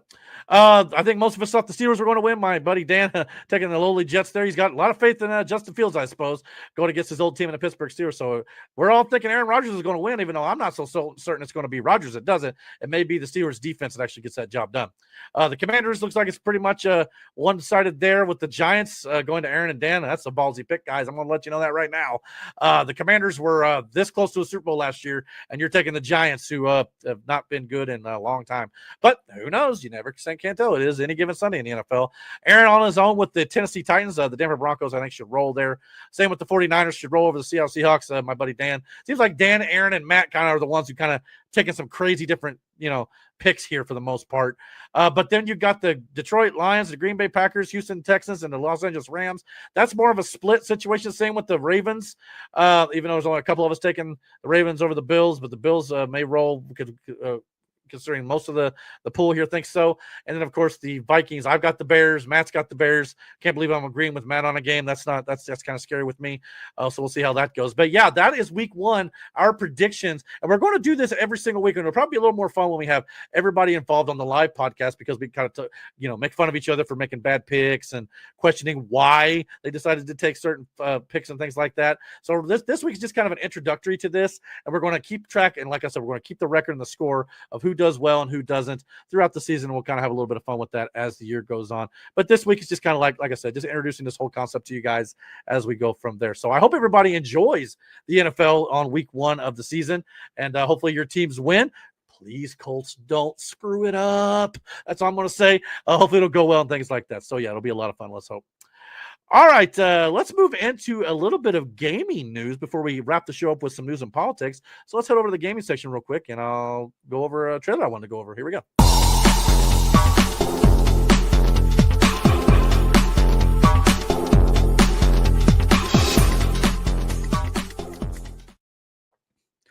All right, in the world of gaming, I thought it would be fun to check out a trailer that dropped this week that had me intrigued. And I'll probably want to end up buying this game next year. Apparently, we've got 007 First Light, the next James Bond video game coming to PlayStation, Xbox, and all those platforms, will be releasing on March 27, 2026. And here's the trailer for it. So I thought we'd check it out real quick, and I'll react to it. Here we go.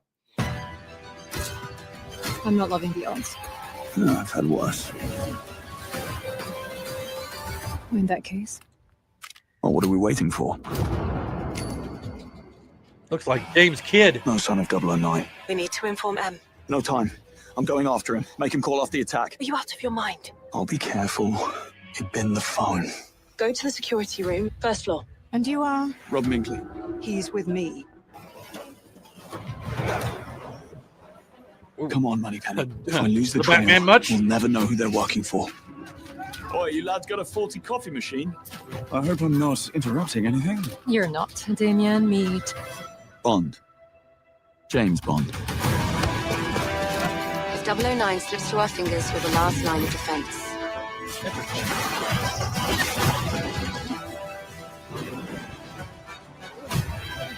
Ooh. Someone just tried to kill me. Tell me you caught him.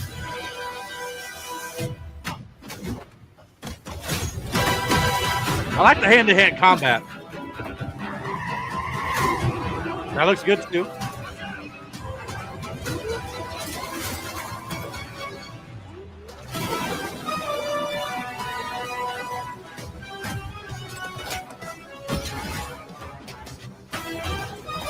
Love that music. Any sage advice? Play nice. Always. I like the gunplay. Yeah. Ooh.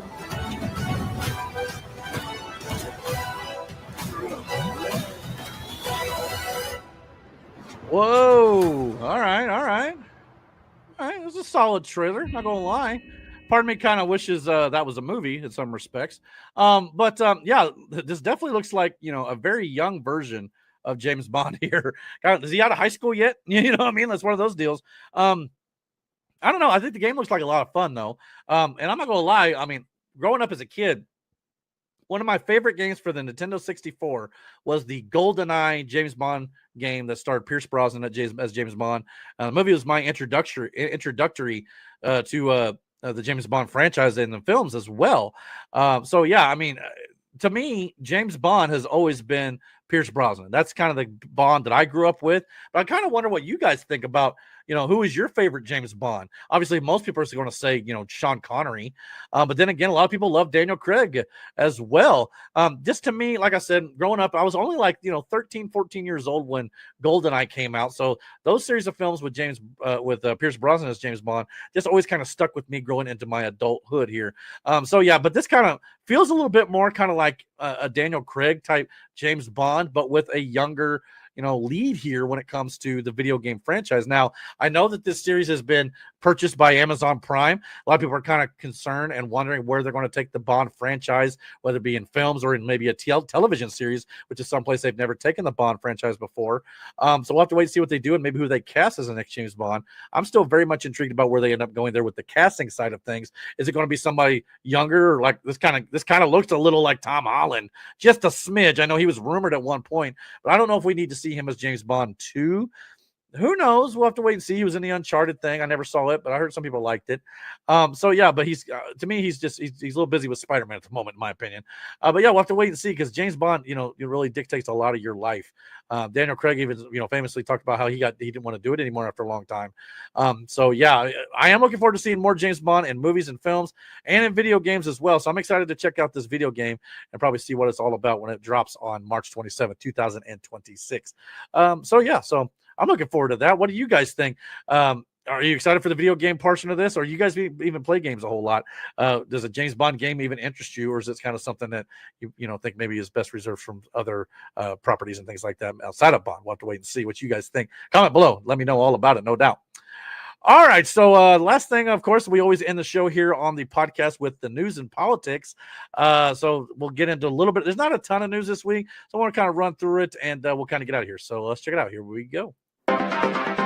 Make America great again. Welcome to the desert of the real.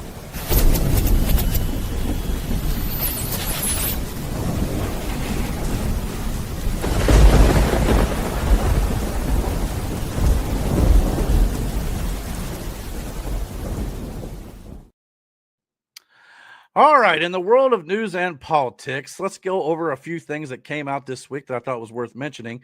And we'll start with this crazy lunatic, Rosie O'Donnell, the native of Ireland at this point, who recently moved there to get away from Donald Trump while also simultaneously obsessing over Donald Trump daily. Last week, which we also covered it on the podcast, Rosie put out a video calling the trans-Minnesota Catholic school shooter a Republican MAGA supporter. She has now come out and apologized for not doing her research, because we talked about how she just flat out was being deceptive, manipulative, and all the above when it comes to that story, because she didn't look into the story. Well, apparently she did it, and now she's looking like an idiot that we said she was. Hi, everybody. It's Rosie O'Donnell, star of the Flintstones. Listen, I have a cold sore. I know. Happens. Get run down, Anyway, I know a lot of you were very upset about the video I made before I went away for a few days. I didn't go online and haven't seen them till today. But you are right. I did not do my due diligence before I made that emotional statement. And I said things about the shooter that were incorrect. I assumed, like most shooters, they followed a standard MO and had standard, feelings of NRA loving kind of gun people. Anyway, the truth is I messed up. And when you mess up, you fess up. I'm sorry. This is my apology video, and I hope it's enough. Yeah, well, see, I have a hard time taking this apology seriously, because 5 minutes of research online would have showed that she was wrong before she posted her video blaming MAGA. It's as if she saw there was a shooting and just immediately went on the attack towards Trump and MAGA, because that's the thing to do when you're a leftist, right?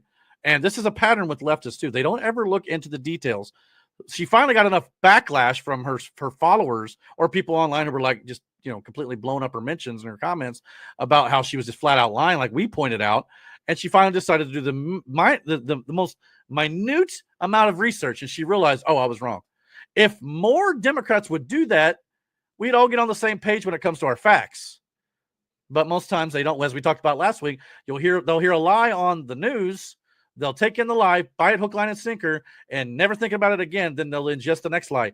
When most people will hear a news story, wait to see the results of the news story, realize, oh, that wasn't true. I can't trust you now. And will actually understand, okay, that person lies, and start to change their line of thinking. But a lot of times Democrats and leftists will just be like, nope, that headline says Trump is bad. There's a MAGA Trump supporter who shot that school, and that's all they believe. And again, you Google search just 5 minutes, you're going to find more. Now, sometimes you got to dig because the media will bury the truth.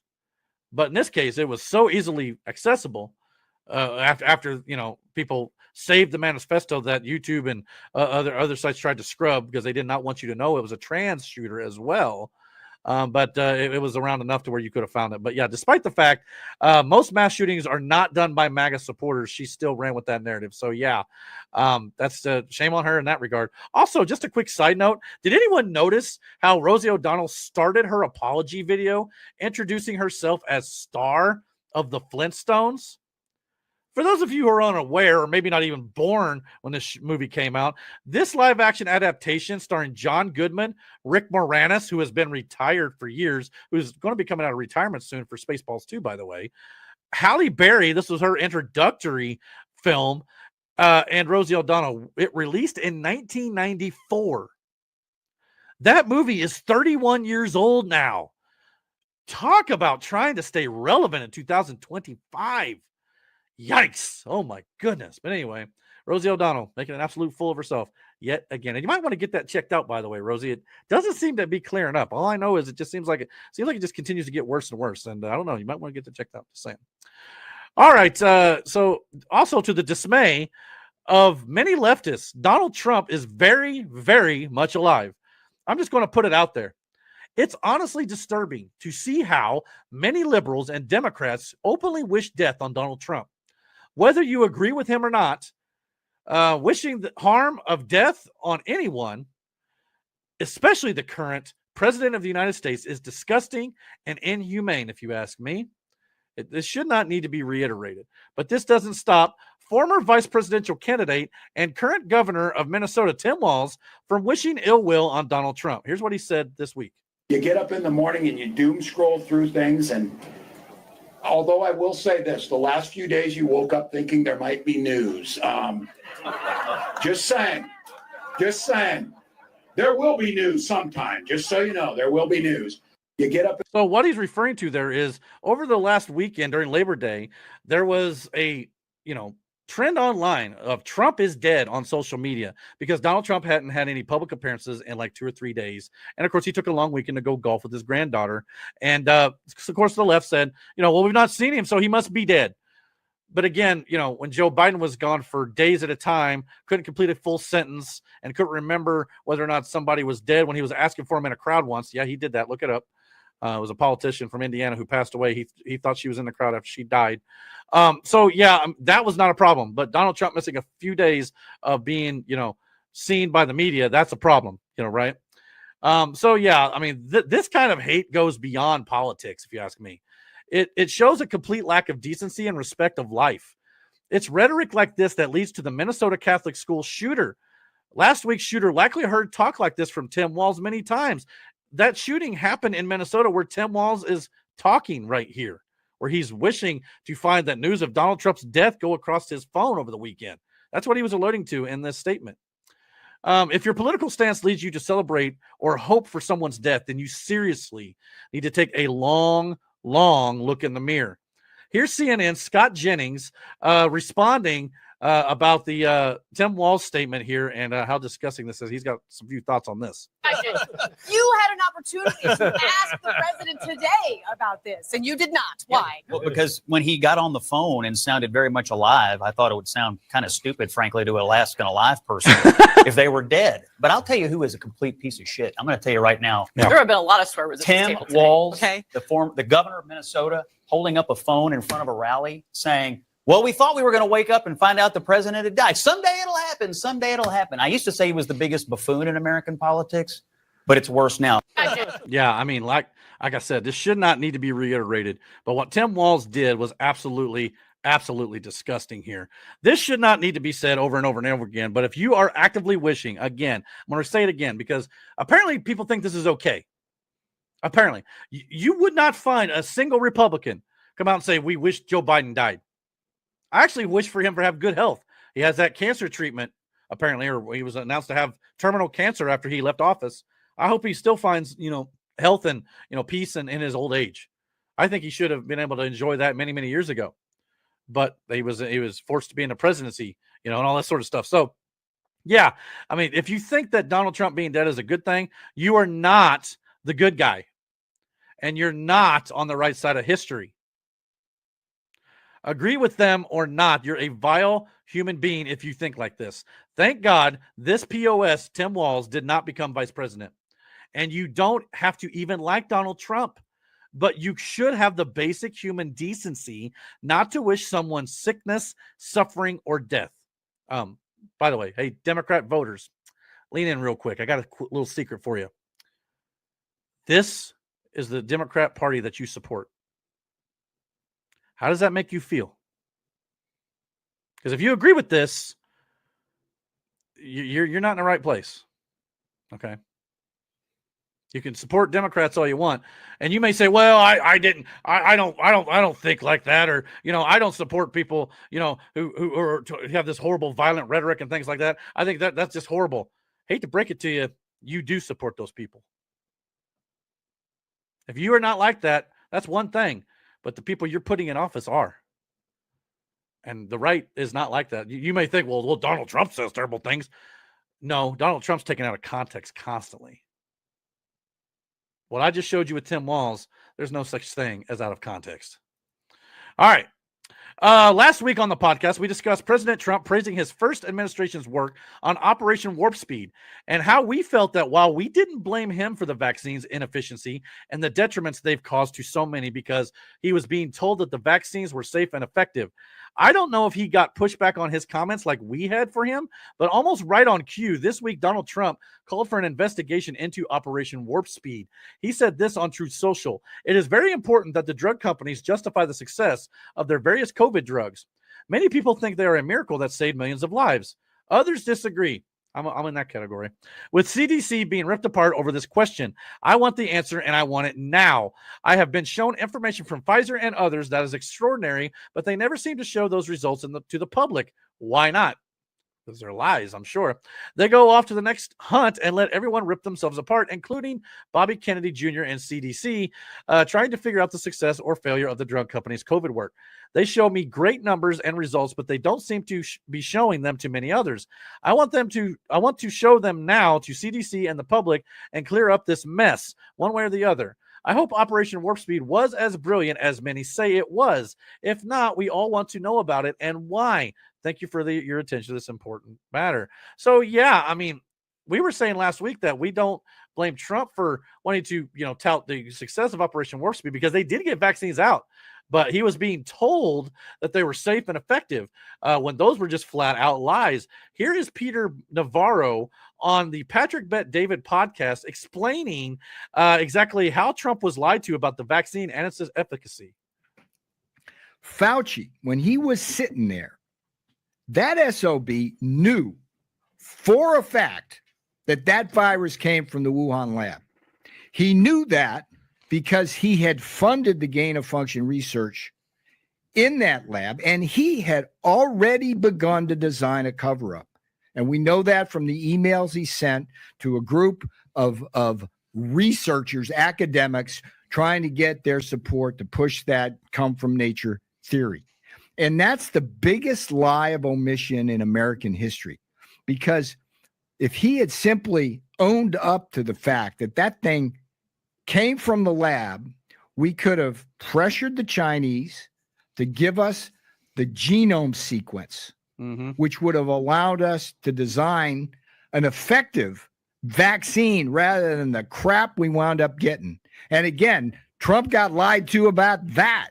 Not just by Fauci, but by Pfizer, the drug company. In what way? They didn't disclose the side effects of that. And they weren't clear with him. They made him think that it was a true vaccine when it's not. Exactly.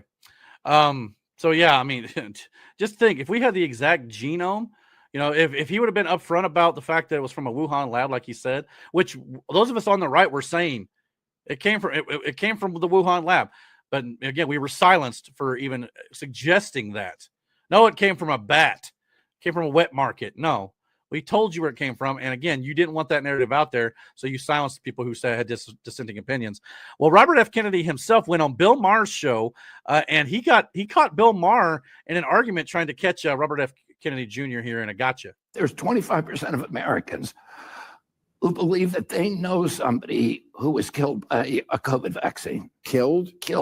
25% of Americans, 52% of Americans believe that the vaccines are causing injuries, including death.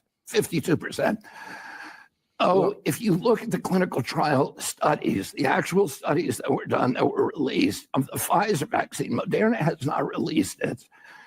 If you look at the Pfizer vaccine, there were 22,000 people in the placebo group, 22,000 people who got the actual vaccine. And the people who got the vaccine had a 23% higher death rate from all causes at the end of that study. But that could not be the disease itself? No, well, because we know that if it is, then the vaccine doesn't work, does it? Well, it's certainly. Boom! That's not. So, Gotcha, bitch. I mean, like, seriously. Yeah. So, yeah, if they died from the disease, then Bill, that vaccine is pretty much ineffective, isn't it? Caught him. I'm just going to say. It's funny that Democrats like Bill Maher think R.F. Kennedy Jr. Is a kook and anti-vaxxer. You could tell by the way, I don't know if you saw this, but you could tell by the way that Bill Maher was looking at him. Hold on, let's see if I can find the right spot here. But yeah, look, you can tell how he's kind of leaning in and he's kind of interviewing him here. You could tell that Bill Maher thinks he's a kook and an anti-vaxxer because he's kind of like trying to understand, where does this guy come from? Like, and Democrats actually may be right about R.F. Kennedy Jr. being anti-vax, especially when they're ineffective. In that case, yeah, he probably is an anti-vaxxer. Let's be honest, because I don't know about you, but if I take a vaccine, I want to know it works. But they didn't tell us that with the COVID shot, did they? They still don't want to tell you about all the side effects. And they were held, they put themselves in a position where they could not be held liable for them either. You could not sue them. What does that tell you? That should make you go, maybe I shouldn't get that thing. But yeah, we've been saying it for a long time. Those of us crazy conspiracy theorists have been saying from the start that they weren't telling us the truth about the vaccine. And if it's revealed that big pharma companies have been lying to President Trump and the American people for years about COVID vax data, which we know they have been, we need Nuremberg-style trials like they did with the Nazis after World War II. People must go to jail for this. The amount of lives that were affected or cost altogether are outrageous.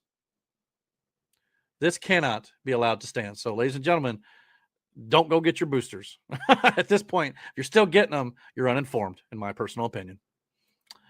All right. After proving he was alive, Donald Trump announced that his administration is moving Space Command headquarters from Colorado to Huntsville, Alabama, to be closer to NASA. This will create 30,000 new jobs in the state of Alabama. Here's Donald Trump announcing the move from Colorado to Alabama. Day, an important announcement with great friends of mine. I think I can say this group is every one of them. I rate a 10. I can't always say that, even if they're Republicans, and these are Republicans, great Republicans. I want to thank you all for being here for this important announcement, 7 years in the making. As you know, this has been going on for a long period of time, and I am thrilled to report that the U.S. Space Command headquarters will move to the beautiful locale of a place called Huntsville, Alabama, forever to be known from this point forward as Rocket City. Okay, so Huntsville, Alabama. We love Alabama. I only won it by about 47 points. I don't think that influenced my decision, though, right? That didn't, right? But he's kidding, by the way, y'all. But anyway, so yeah, that's going to be great for the state of Alabama, in my personal opinion. Who wouldn't want 30,000 new jobs in their state? And it makes sense too. It will be closer to, NASA that way to kind of coordinate with them and stuff when it comes to the Golden Dome, which is also something they announced during this exact same press conference. Here you go. Com will play a key role in building the Golden Dome, as you know. That's going to be a big thing. Everybody wants to be a participant in it. Missile Defense Shield. We're going to be having a Golden Dome that the likes of which nobody's ever seen before. The finest, the best. And by the way, Canada called. They want to be a part of it. And that'll be great. But Yeah, I Canada bet. wants very much to be included in that. And then we're going to work something out with them, I hope. In Huntsville Space. Well, then stop playing hardball with America there, Canada, you hosers. But anyway, can you imagine this Iron Dome over America, though? And maybe even Canada? They apparently went in on this system. If you've ever seen it in action over the skies of Israel when it's being bombarded by like Iran and, all sorts of evil people over there, you know how effective it can be in protecting the country. In a world where super ballistic missiles are more and more prevalent, this is a must for our national defense, ladies and gentlemen. I mean, just think of that. I mean, we have an advantage globally when it comes to our location, surrounded by two oceans on both sides, where it's very difficult to invade. You'd have to literally come through Mexico, or you'd have to come through the northern Canada, and by the time you were coming, we'd see you coming. And even if it was on the oceans, we'd see you coming. But the one vulnerability we have is potentially, intercontinental ballistic missiles that could come down. And that is one thing Trump is looking to shore up, to completely protect us from the evil people of this planet. I mean, I don't know if you saw the news about, Putin kind of cozying up to China and North Korea as of late. That sort of thing is something we have to keep our eye on in case something were to break out more on the global scale. So yeah, this is a great thing for America, and I hope that this will get put in sooner rather than later. Trump talks like it won't take very long to enact and put together, but yeah, it definitely takes funding, which the big beautiful bill did fund. So again, as much as Democrats like to say the big ugly bill, that big beautiful bill did have some good military defense funding to protect this country against nuclear weapons. So again, the leftist media wants to claim about how the big ugly bill was terrible and it was this or that. It's awful. There's some good stuff in it, ladies and gentlemen, and this is one of the perks, no doubt about it. Okay, this next topic is something I really don't want to talk about anymore, but I'm going to talk about it one more time, and then we're going to kind of reserve it, I think, moving forward to, in case actual news comes out, then we'll talk about it again at a later date.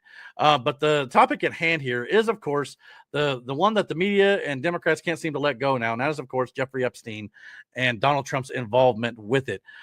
This week, a House Oversight Committee released 33,000 more pages from the Epstein files that have been released, and shocker, nothing new was really revealed in these documents. Nothing new that we didn't already know. So again, this is partially why I don't care anymore.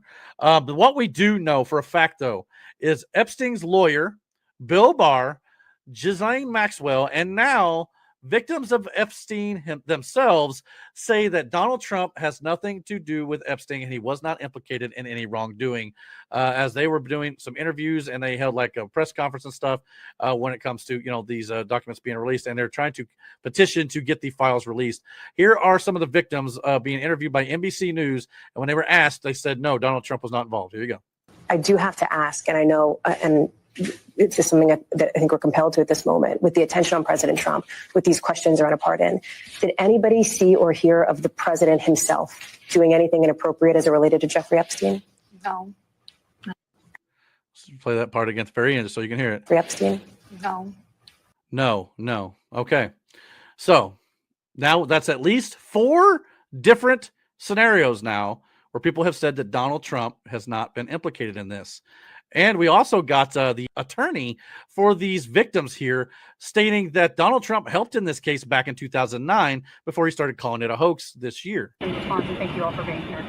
I'll go first and then I'll let them. They're much more important than me, but I don't understand why it's a hostile act. I can tell you that I talked to President Trump back in 2009, and several times after that, he didn't think that it was a hoax then. In fact, he helped me. He got on the phone. He told me things that were helping our investigation. Now, our investigation wasn't looking into him, but he was helping us then. He didn't treat this as a hoax. So at this point in time, I would hope that he would revert back to what he was saying to get elected, which is, I want transparency. This about face that occurred, none of us understand it. In fact, I don't understand how this is an issue that's even up for debate. How do you not stand behind these women after you've heard their stories and know that hundreds of them were abused, and it was only because files are being kept in secrecy? The world should know who he is, who protected him, and the other.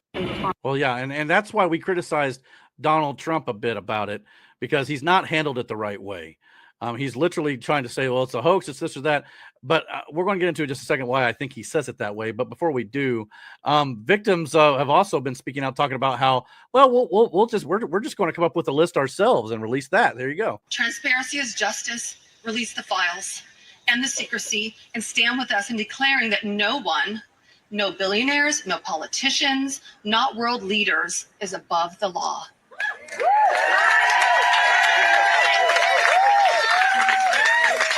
I think we all agree with that, right? And let me announce now, several of us Epstein survivors have been discussing creating our own list of names.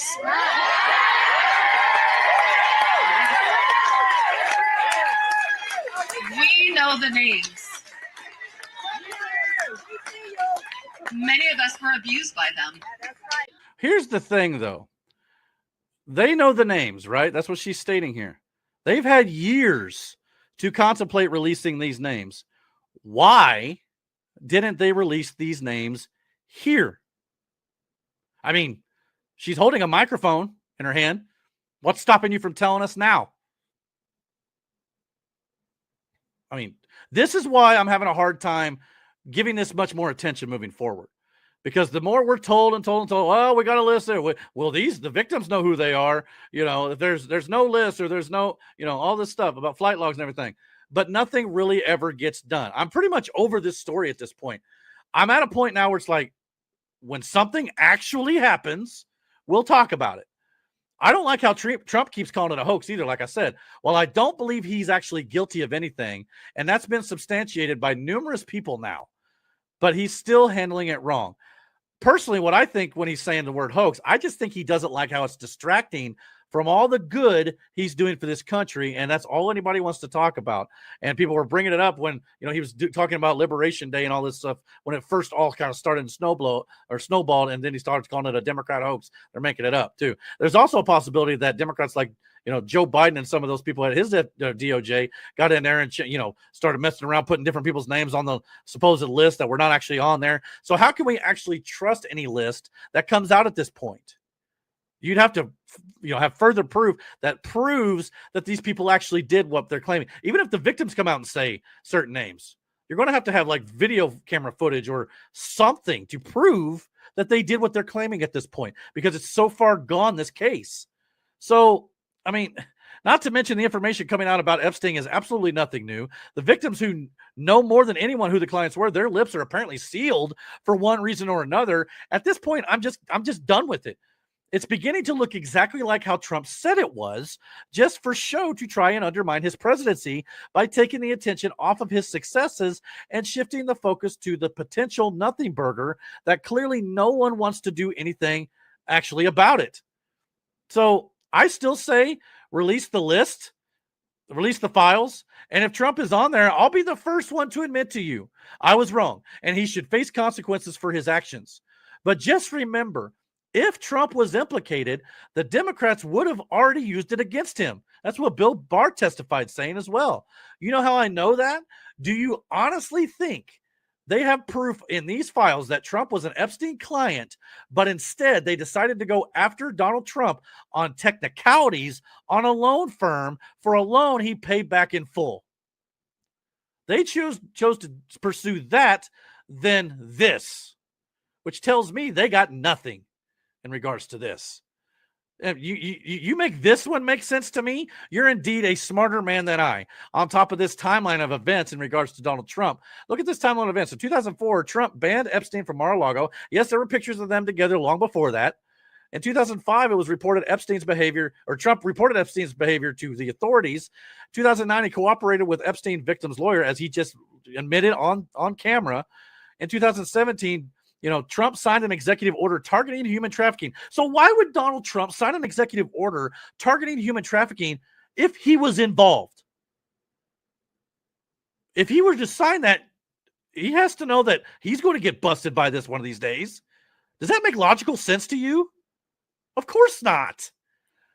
2019, Jeffrey Epstein was arrested during Trump's presidency. So again, he's the one who actually brought him to justice, his DOJs. 2019, FBI raided Epstein's island as well, and Lord knows what they found there. And of course, again, the FBI was run by corrupt people during Trump's first presidency. So Trump didn't know what was there, what was found. It was buried. In 2025, we got a slow trickle of releases of the Epstein files, which include the flight logs, which a lot of us already knew for many, many years. So Trump was the first person to speak out about Epstein many years ago. Trump banned Epstein from Mar-a-Lago when he found out, and Trump's DOJ was the first to make Epstein a public figure and arrest him. So again, does that sound like somebody who's involved? If he was, especially the sign of the executive order targeting human trafficking, if he was involved with it in any way, shape, or form, this would have allowed him to get in trouble as well. That way you're going to have a hard time for convincing me.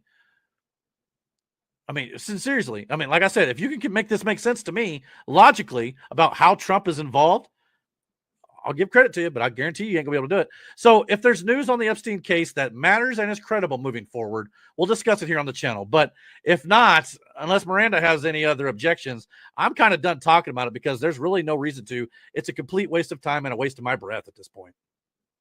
So, yeah.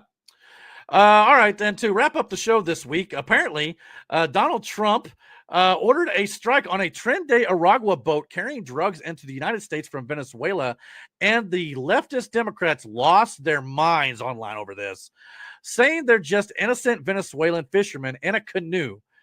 I swear, if it's the he's just a Maryland man argument all over again, when the Maryland man, Kilmar Abrego Garcia, was an illegal migrant. But yeah, these were not just innocent Venezuelan fishermen. They had loads of drugs on board. These type of boats carry loads and loads and loads of, narcotics into places to, be smuggled. So yeah, these are narco terrorists, ladies and gentlemen. These are not good people that were taken out here in this strike.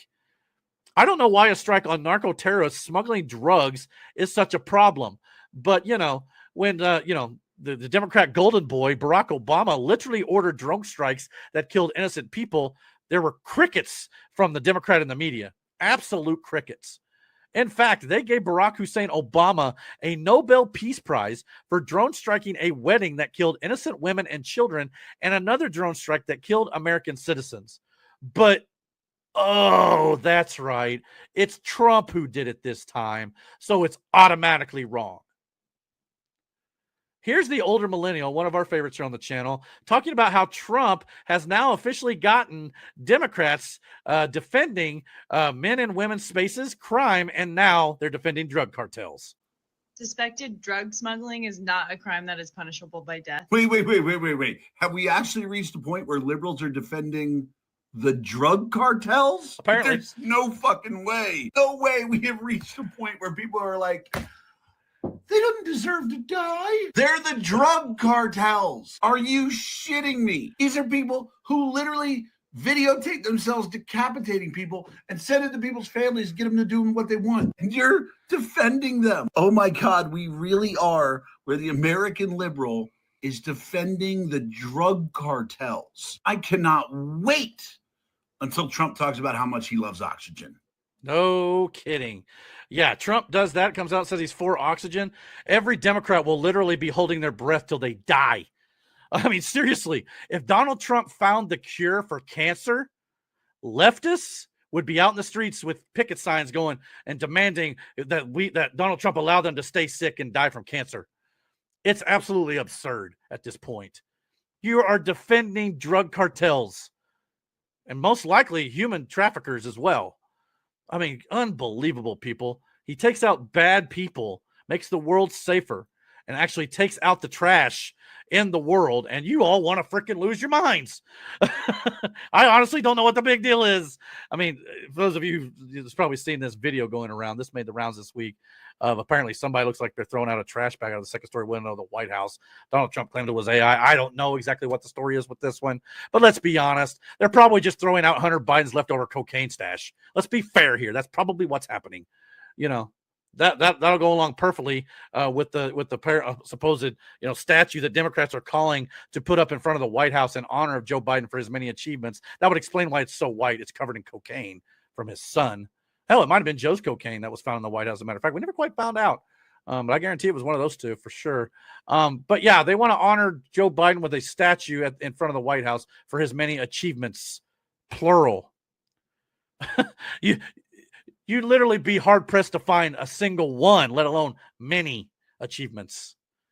So the only way I will allow a statue to go in front of the White House is if it looks something like this, and if you paint the face like a clown and put a court jester hat on his head. Just imagine to yourself for 5 seconds if Republicans called for a statue of Trump on the White House lawn. Oh, the firestorm in the news we would have. I mean, let's be honest, ladies and gentlemen, there'd be no way that would be allowed. It'd be tore down by the incoming, president, the other opposing party as soon as it, went. I honestly don't think any president should be, if any, maybe George Washington or Abraham Lincoln. But even then, there'd be people who are upset about it. It's probably just best to not put statues up about any president, at the White House, because then you're showing favoritism and all this sort of stuff. I'm even the same way when it comes to like NFL statues, like my personal Colts. They've got my favorite team, the Colts. They got a Peyton Manning statue in front of their building. Now, granted, he built that stadium basically through his blood, sweat, and tears on the field. Tom Brady's, I understand, in New England because he literally won them 6 championships, and no quarterback has ever. Well, might have been 7. Anyway, it was one of those. He won more Super Bowl championships than anybody ever. So I kind of understand him. But this year, I'm sorry, nothing that Joe Biden did warrants a statue on the White House lawn. It just really doesn't. I think it's just an absurd idea. So, yeah, that's what I got for you guys here tonight here on the channel. Thank you for joining me so much on this pre-recorded episode of the Dragon's Den podcast, this extra bonus pod. Like I said, those of you who maybe didn't catch the beginning of the show or whatnot, starting next week moving forward, and as obviously this show was released on Friday nights as well, on September 12th, we are going to be going back to our old time slot and moving to a new time, as it were, Friday at 9:30 p.m. Eastern Standard Time, live with more episodes where we will hopefully be able to have more live episodes every single week, less time off here on the channel, which I know is kind of hurt the channel a little bit. I like to kind of get back in the flow of things, doing things all the time, which is why I'm putting more of an effort here on this podcast with the bonus pod and releasing the clip videos as well throughout the week so you guys can enjoy them. I hope you guys will continue to support this channel. If you're watching this on YouTube, please comment, like, and subscribe. Don't forget to click the little notification bell so you get all the notifications when we put up new content on the channel. If you're watching us on Rumble, please hit that follow button, all that sort of good stuff there. You guys know the drill. Don't forget to follow us on our social media at the bottom of the screen, as well as in the description box below. Again, thank you so much for watching. We'll be back live again next week with a brand new episode number 62 of the Dragon's Den podcast. So until then, guys, take care. Thank you so much for watching. And as always, God bless. Later.